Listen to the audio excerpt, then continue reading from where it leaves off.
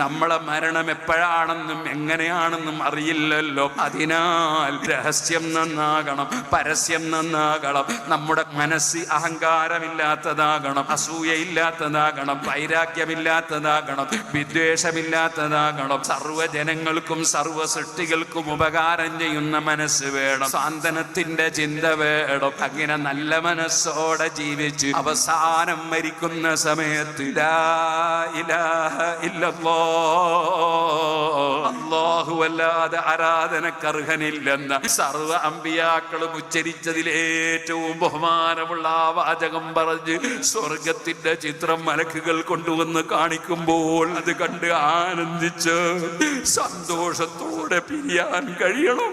അവിടെയാണ് ഒരു മുഅ്മിനായ മനുഷ്യന്റെ വിജയം, അവിടെയാണ് ഒരു മുസ്ലിമായ മനുഷ്യന്റെ വിജയം. ഉലൈക ഹുമുൽ ഫായിസൂൻ, അവരാണ് വിജയം കൈവരിച്ചവർ.